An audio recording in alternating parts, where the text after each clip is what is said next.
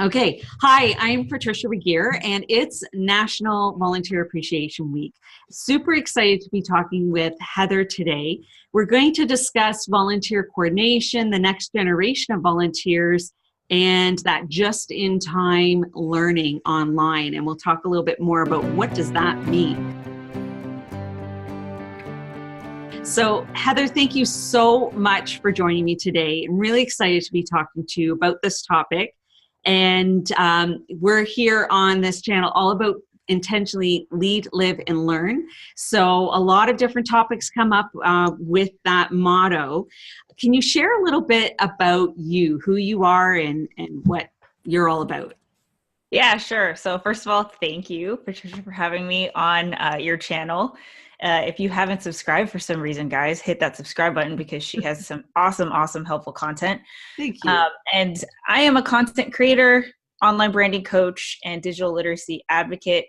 In 2016, I quit my 10-year career in marketing to basically start a movement called Share Spark Media, which is a movement to educate and empower people to utilize digital media to achieve meaningful goals. And long story short was that I was working at a school. Everyone was telling the kids to get off their phones, and phones are dangerous and the internet is dangerous and all of that. And here I was in marketing using the phone as my primary tool to successfully conduct my job. And so I wanted to create, not just for students, but for anybody who wanted to learn, a resource, a movement that would help people use these digital media tools and platforms positively and productively to achieve meaningful goals, whatever that is, whether it's to do small business marketing, nonprofit volunteer stuff, applying for a job, applying for college, sharing your story, whatever it may be. So I've been documenting my journey ever since, since 2016. So you can find my entire journey on YouTube. And now I primarily just help other people share their story. Yeah, through like a multitude of things. Yeah. Well, it's awesome. And I'm so glad that we met through an online course creation, because you created the Zero to YouTube Hero, which is awesome. And you have so much knowledge about all of this, and it's approachable. And I really love that. And you did the fun hashtag 10-day tackle recently that I participated in. And that was such a fantastic learning journey too, which is kind of, as your Spark Media, it sparked some creative insights and ideas. And what I was thinking about was the next generation of volunteers, and you do have some background in nonprofit as well, which is pretty exciting. So maybe first of all, do you want to tell me a little bit about that nonprofit background? Yeah, sure. So I have been an avid volunteer since forever. I don't know, I don't remember how I got involved, but I've been volunteering since I was a kid. And so when I got to college, it just was natural that I was involved in a bunch of nonprofits, volunteering organizations. I took leadership in several different student organizations. And that's how my career in nonprofit started. And I actually helped to start a nonprofit with a couple college buddies of mine. So learned all about, 501c3s and like business plans and everything. Yes. From then. But actually all of my marketing experience has been in nonprofit or education. Which is awesome. Yeah. So I definitely believe that, if you're watching this, you're in a nonprofit. I know how it feels like. Everyone's a marketer in the organization, and I know what it feels like to wear 10,000 hats. But I do want to give you hope, because it is easier than it ever has been to leverage these tools to promote your mission, to get people to support you and stuff like that, which is what we're going to dive into. Yeah, absolutely. And I think that's fantastic.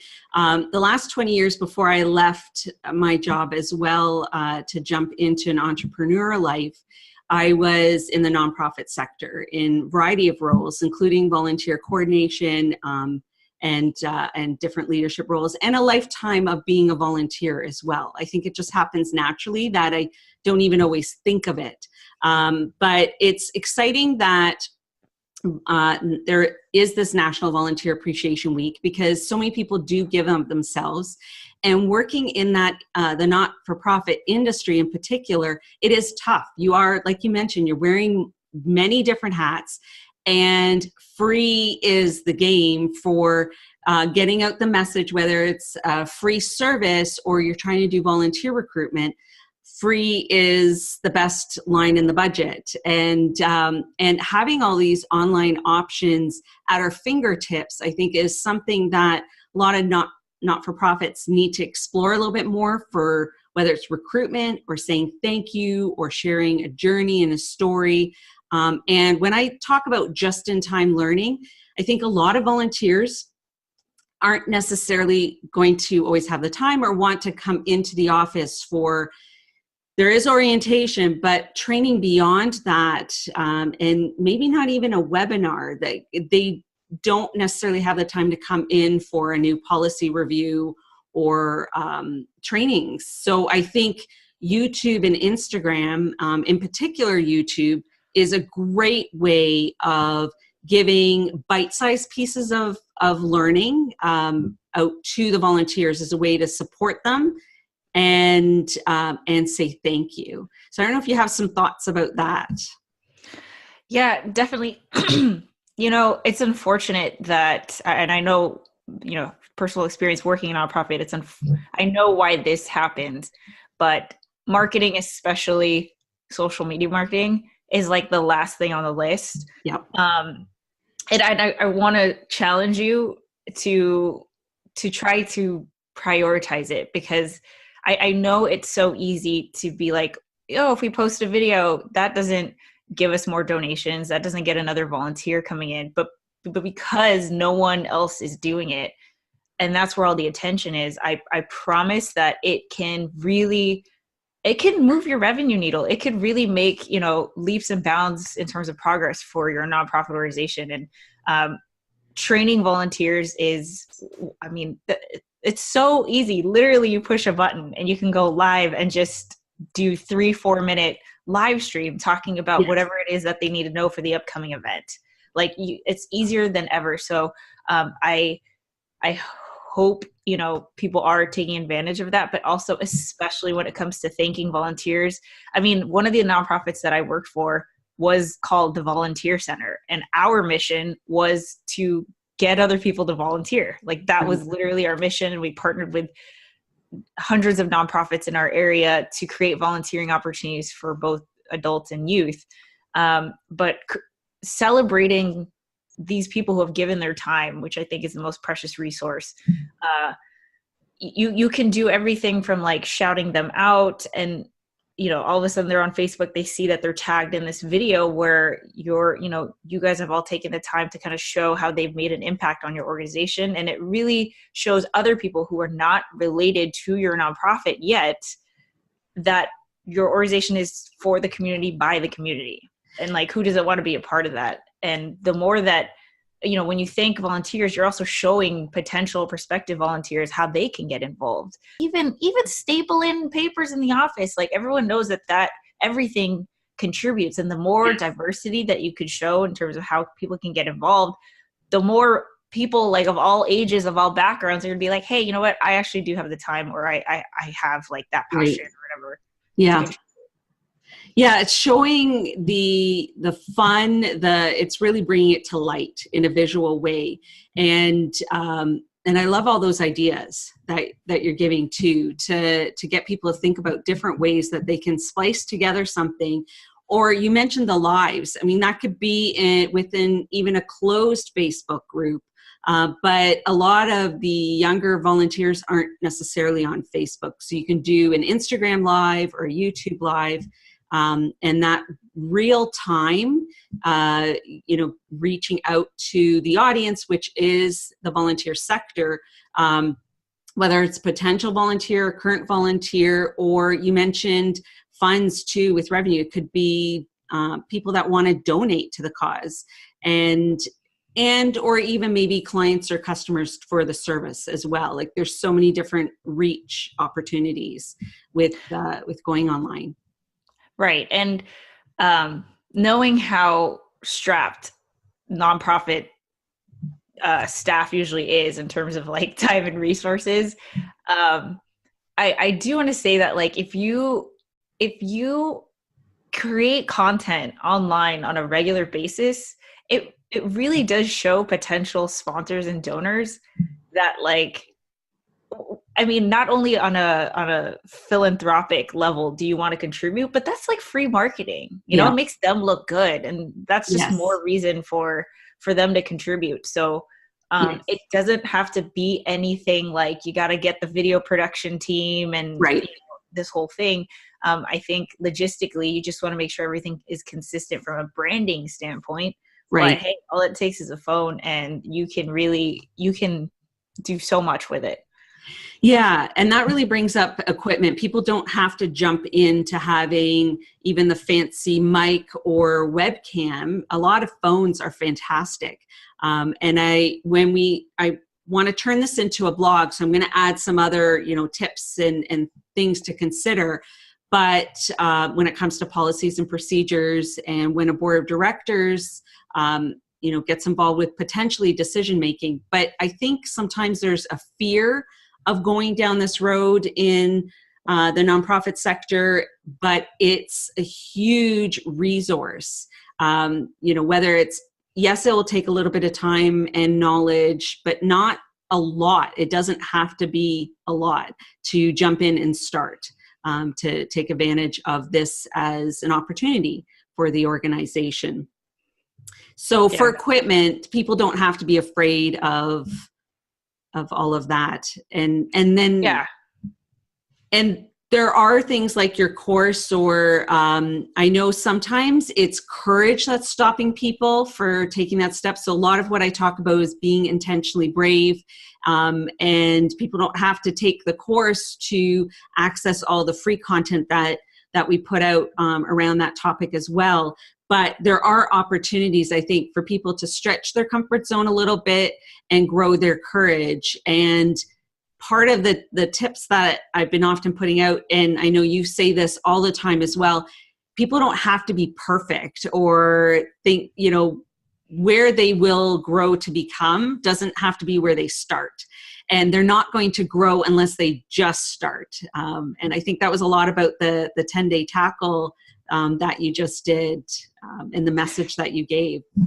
Yeah. That is what is so exciting. That's why I'm on this mission, like personal mission in life, and why I've dedicated my life to digital literacy, because honestly, like, you cannot lose. The whole thing is set up so that you can't lose. And, Patricia, you talked about equipment being, a factor that holds people back from, creating content. Honestly, I agree with you that it's the fear. You don't need, like, I can totally run my entire business off of my phone 100% very well, and really what it is just getting over that fear. It's getting over that fear, because the more that your organization, especially for nonprofits, like, every single staff member, every person involved is there because they care about the mission. Yes. So more than any type of organization, that it's so people based, it's so, like, human, it's easier than ever to organically and authentically share that just by going live. And I think, of course, there's always going to be that fear component of, like, live, oh my gosh, what if something happens that we cannot predict? But it's not as hard as you think it is if you've never gone live. You just have to just do it. And if your organization, if all you're doing is kind of lending a lens into how your organization operates anyway, there's really, like, there shouldn't be any difference. Yes, I agree. And I think someone can, and my courage, even for myself over the last 2 years of doing this, it's only recently that I got a lot more comfortable with the camera. So I was doing it even though I felt awkward, and that only went away because I was doing it.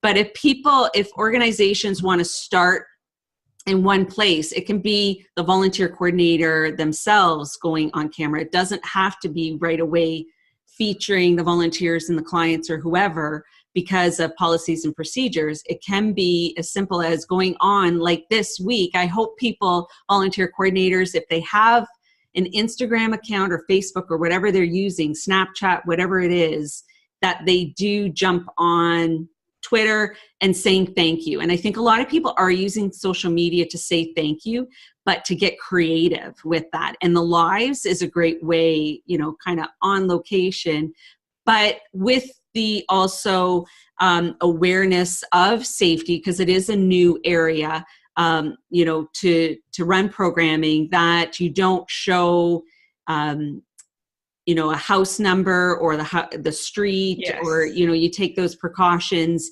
not give last names necessarily. And definitely there's ways to do it with preserving confidentiality and privacy and safety, but still getting out there. I don't know if you have some thoughts on that too. As a YouTuber, you have to consider safety a bit too. Definitely. I mean, most of the organizations I worked with were youth-centered. So privacy, confidentiality, all of those things were very, very paramount to everything. But, you know, in terms of how to further your progress as a nonprofit, leveraging these tools, volunteer coordination is great because, I mean, really, as a volunteer coordinator, what you want to do is show people how they can get involved. That doesn't mean that you have to have anyone's face in it. You know, it could literally just be, it doesn't, and it's funny because I tell people this and they're like, that's so boring. I would never just show myself working at my desk, but I don't know what it's like to work at your desk. Like, and as a nonprofit, you are the expert about the issue that of your mission, you know, and I will never be as well, you know, educated in what you are dedicating your entire organization to as you are. So even like I've seen a couple of organizations who every Monday they'll go live and they'll talk about like, here's what we're working on as an organization. Here's upcoming events that we've got going on. And we have a volunteering opportunity on Thursday. We would, you know, if you'd like to sign up, here's the link, blah, de, blah. It's as simple as that. 7 minutes. Doesn't have to be anything crazy, but, and you can ask yourself, like, why is that anything that anyone would care about? But I think that's the fun part, because there is, you have that feeling because you've never seen it work. You've never seen anyone like doing it. So this is the time to kind of define how your organization is going to do it and set that precedent, keep it consistent. And I promise that it'll catch on. Yeah, absolutely. I totally agree. It's a great way to show their mission, values, and vision for the organization or what they do, as you said. And it can be as simple as, you know, if it's an Instagram post, taking a picture of their coffee mug with their logo on it, or, you know, posting that. Like, it's simple little things. And I love the idea of showcasing something at the desk. Of course, you make sure that client information is put away. Like, you're aware of that lens, but you can get creative and try different things. And it can be a lot of fun. And it's a great way to add some creativity into a job that sometimes can be tough. So yeah, and definitely like one piece of content can go a long way. So if you are like, I don't even know where I'm going to find the time to do a video or and you're like freaking out about it, which I get. Like, this is a perfect example, because what Patricia is going to do is, like, she's recording this conversation that we're having. She's send it to me. So she's going to upload it on her channel. She's going to send it to me so I can create clips out of it. And now that's, you know, at least 10 pieces of content created out of one thing that we did. So, and of course, with a few weeks that have gone by, reshare that, repost that. And that is just content that new people who weren't following you at the time can now catch up and see that as a fresh piece of content. So definitely, you know, it is time intensive and effort intensive more than anything, but it can really go a long way in terms of your communications, your community building, cultivating new and existing supporters, clients, donors, etc., all of the things. Absolutely. And I'm glad we've been talking quite a bit about the live, because then people don't have to be afraid of editing. Like, it simplifies that. It's a great way to start with being on camera, and you can use it in different ways. What I'm going to do with this too is the audio can become a podcast, and the the transcript can become a blog. And so you're using the time for 3 ways right away. And that can help with organizations too, to be efficient. So we may, consider doing a webinar or something at some point with some of this. I know there's so much more for people to learn, like if they are putting up a video on YouTube with tags and description and all of that, and you have all this vast knowledge about all these things, but really people can start doing it, and even if they don't know all of it, they can improve it later and just go for it. Yeah, definitely, because I can go on and on about all of that, but presumably if you're an established nonprofit, you have an existing audience, even if it's 100 people. Right. So leverage them, just send out in your next newsletter, hey, we're doing, we're going to have a new video every week where we kind of show you what's happening or whatever, or we're doing a new live show where we're talking about the issues surrounding this mission. If you'd love to jump in, we're going live every Friday. Just leverage your audience that you already have, because then they'll share it, and you're already going to expand your network right there. Yeah, that's so true, because when you send out an email or a newsletter or whatever in paper form, that's not necessarily shared, but when you share an electronic link and videos and whatever, that's what people want to share. And a lot of people are online, even if people might think that their core audience isn't. If it's even older demographics, a lot of people are online. And I think this allows for diversity to reach a variety of people in a variety of ways. And that can be a beautiful thing. Yep, exactly. Yeah. So thank you so much, Heather, for joining me. I love this conversation. I know we could go on and on and on about all of this, and I want to thank all of you that are joining us in any format that this is going to become available. We are all about intentionally lead, live, and learn. And I hope that you have a fantastic rest of your day to get creative. Thank you. Bye. Thanks.